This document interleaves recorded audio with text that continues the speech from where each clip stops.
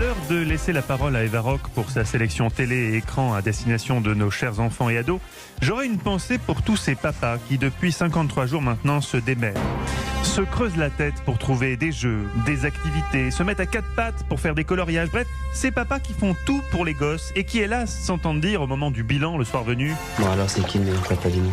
C'est maman. Et ben moi je dis ces gosses-là, on a qu'à les foutre devant la télé. Je vois pas pourquoi on se fatigue. Et ben on vous écoute. Attendez Mathieu, vous savez quoi? On a oublié un truc hier.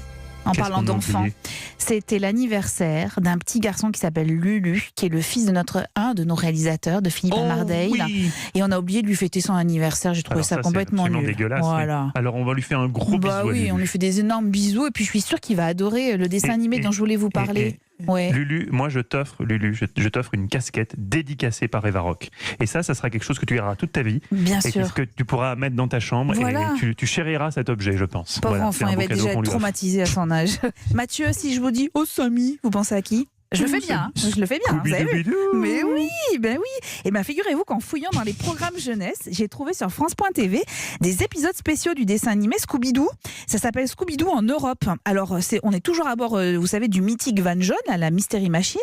Il y a Scooby-Doo, Sammy, Fred, Daphné et Vera, et ils partent découvrir des villes européennes. Départ pour Rome, par exemple, où toute la bande va découvrir le Colisée. Cet amphithéâtre fait partie des 7 nouvelles merveilles du monde. Oui, mais elle est toute cassée, ta merveille. C'est vrai qu'une partie de la façade a disparu, et je sais pourquoi.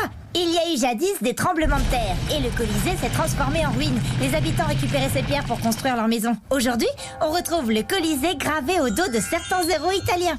Alors les épisodes durent 5 minutes et j'ai trouvé ça très malin. Les images du dessin animé sont mêlées à de vraies photos des pays visités. C'est vraiment la leçon d'histoire géoludique qui va permettre à vos enfants de découvrir la Hongrie, la Bulgarie, Londres, l'Autriche, Chypre, l'Espagne, l'Irlande ou encore le Portugal. Et j'avoue avoir retrouvé ces héros de mon enfance parce que ça a quand même été créé en 1969 dans les studios de Hanna-Barbera, Scooby-Doo.